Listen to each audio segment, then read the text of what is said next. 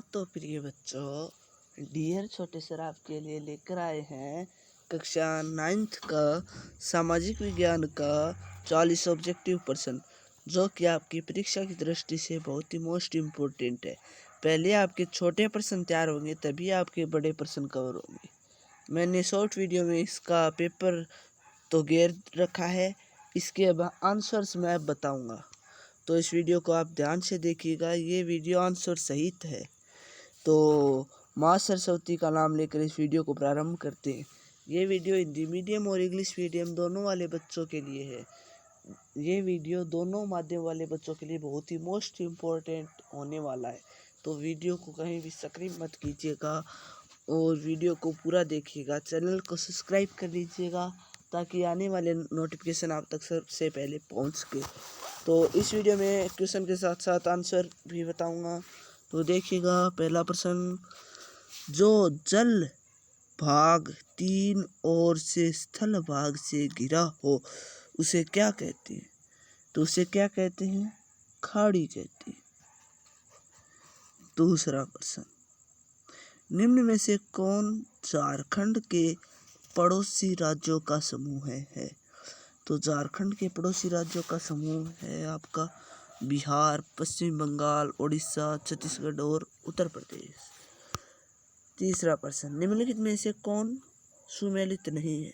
तो आपका सुमेलित है वह बताना है। तो देखिए, मिलाते हैं सुमेलित कौन कौन सा है, नहीं है वह अपने आप आ जाएगा। तो देखिए, हिमालय, नंदा देवी सही है। उत्तरी मैदान, खादर मिट्टी मुनेड़ो सही है। भारतीय मरुस्थल, बरखान वो भी सही है। प्रायद्वीपीय पठार, उत्तरी सरकार, ये गलत था आपका। तो इसका उत्तर हो जाए आपका डी ऑप्शन। चौथा प्रश्न, निम्नलिखित में से कौन सबसे सघन जनसंख्या वाला प्रदेश है? तो इसका उत्तर हो जाएगा आपका बी, उत्तरी मैदान। पांचवा प्रश्न, कथन गंगा नदी में सालों भर जल प्रवाहित होता है। तो इसका आपका कारण भी दिया हुआ। गंगा नदी हिमालय से निकलने वाली नदी है और गर्मी में हिमालय के बर्फ पिघलने से गंगा नदी को जल प्राप्त होता है। तो ये कथन आपको बताना है सही है या गलत। तो आपके इसके उत्तर हो जाएगा आपका डी, कथन और कारण दोनों सही है। ये दोनों जो है ये दोनों सही है। समझ में आया? भारत में नदियों का महत्व किन क्षेत्रों में है? तो आपके छठे का उत्तर हो जाएगा डी, उपरोक्त सभी। भारत में मानसून के आगमन के साथ कौन सी ऋतु का आरंभ होता है? तो आपके सातवें का उत्तर हो जाएगा बी, वर्षा ऋतु। आठवां, जहाँ 200 सेंटीमीटर से अधिक वर्षा होती है वहाँ किस तरह के वन पाए जाते हैं? तो किस तरह के वन पाए जाते हैं? उष्णकटिबंधीय पतझड़ सभी प्रकार के वन पाए जाते हैं। इसका उत्तर हो जाए डी, उपरोक्त सभी। नौवां, प्रति 1000 पुरुषों पर महिलाओं की संख्या को क्या कहते हैं? तो इसका उत्तर हो जाए सी, लिंग अनुपात। निम्नलिखित में से कौन जन्म दर का सही अर्थ है? तो इसका उत्तर हो जाएगा ए, एक वर्ष में प्रति 1000 व्यक्तियों में जितने जीवित बच्चों का जन्म होता है। 11वां प्रश्न, किसी भी देश में कानून बनाने का सबसे बड़ा अधिकार किसको होता है? सी, संसद। कानून हमेशा संसद ही बनाती है। 12वां, दक्षिणी अफ्रीका में रंग भेद कब खत्म हुआ? तो 12वें का उत्तर जाए बी, 26 अप्रैल 1994 में। 13वां, लोकतंत्र जनता का जनता के द्वारा और जनता के लिए शासन है, यह परिभाषा किसने दी है? तो 13वें का उत्तर हो जाएगा ए, अब्राहम लिंकन। 14%। संविधान सभा की पहली बैठक कब हुई? तो आपके 14वें का उत्तर हो जाएगा डी, दिसंबर 1949। 15वां लोकसभा चुनाव के लिए भारत को कितने निर्वाचन क्षेत्रों में बांटा गया? तो 15वें का उत्तर हो जाएगा बी, 543।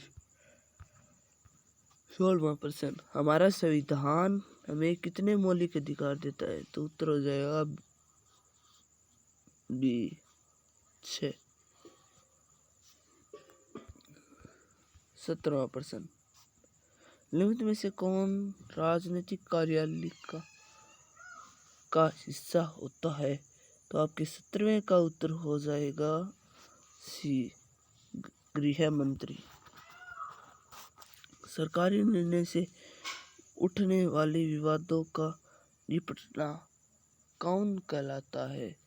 तो आपके 18वें का उत्तर हो जाएगा ए, सर्वोच्च न्यायालय। 19वां किसके नेतृत्व वाली पार्टी ने 1971 के लोकसभा चुनाव में गरीबी हटाओ का नारा दिया है? तो आपके 19वें का उत्तर हो जाएगा बी, इंदिरा गांधी। 19वां प्रश्न हो गया। 20वां प्रश्न केंद्र सरकार का प्रमुख कौन होता है? तो ये आप इस प्रश्न का उत्तर हो जाएगा आपका सी, प्रधानमंत्री। 21वां एक वर्ष में किसी भूमि पर एक से ज्यादा फसल पैदा करने की विधि क्या कहलाती है? तो 21वें का उत्तर हो जाएगा बी, बहुविध फसल प्रणाली। 21वां हो गया आपका। 22वां निम्नलिखित कथनों में से पालनपुर के संदर्भ में कौन सा कथन सही है? ये आपकी कहानी थी जो आपने किताब में पढ़ी। तो आपके 22वें का उत्तर हो जाएगा ए। 23वां प्रश्न जापान जैसे देशों में अपने देश के विकास के लिए किन चीज पर निवेश किया? तो आपके 23वें का उत्तर हो जाएगा ए, क्या हो जाएगा ए। 24वां प्रश्न इनमें से कौन तृतीय क्षेत्र के क्रियाकलापों में नहीं आते? तो 24वें का उत्तर हो जाएगा सी, खनन। 25वां प्रश्न भारत सरकार ने कक्षा के बच्चों की उपस्थिति को बढ़ावा देने के लिए कौन सी योजना कार्यान्वित की? तो आपके 25वें का उत्तर हो जाएगा डी, दोपहर के भोजन की योजना।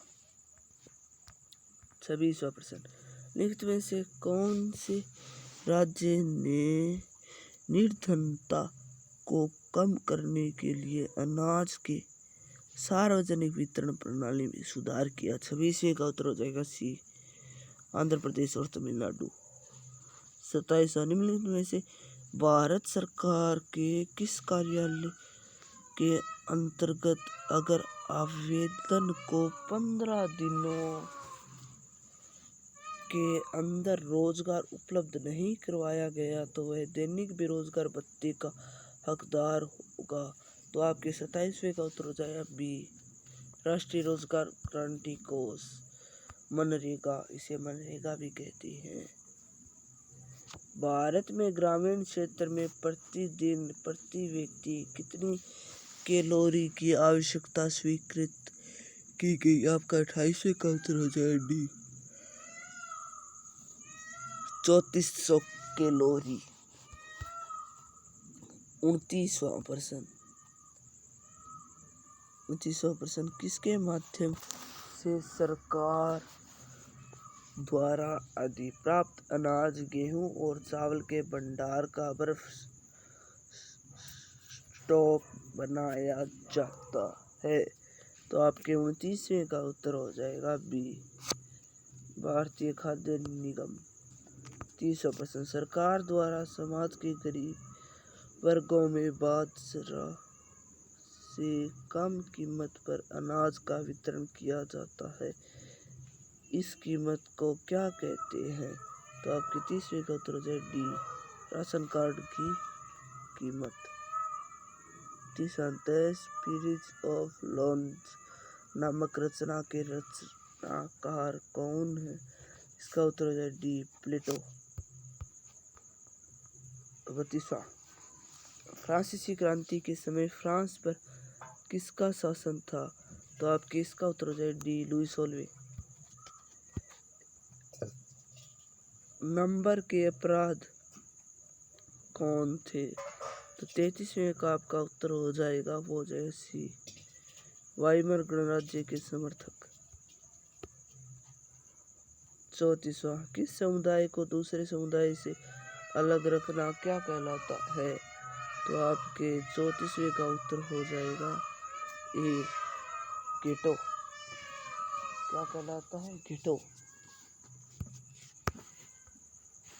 35वां प्रश्न, भारत का प्रमुख वन महानिदेशक कौन था? तो आपके 35वें का उत्तर हो जाएगा, हो जाएगा सी ब्रेसिस। 36वां प्रश्न, झूम खेती को किस अन्य नाम से जाना जाता है? तो झूम खेती को घुमंतू खेती भी कहा जाता है। 37वां, भारतीय वन सेवा की स्थापना कब हुई? तो इसका उत्तर हो जाएगा बी। क्या हो जाएगा? बी 1864 ईस्वी। 38वां, फ्रांस की क्रांति कब हुई? तो अब ये फ्रांस की क्रांति हुई थी 1779। औपनिवेशिक सरकार ने अपराधी जनजाति अधिनियम कब पारित किया गया? तो इसका उत्तर हो जाएगा बी 1871 ईस्वी। 39वां हो गया। 40वें में आगे, रूस की क्रांति कब हुई? तो इसका उत्तर हो जाएगा ए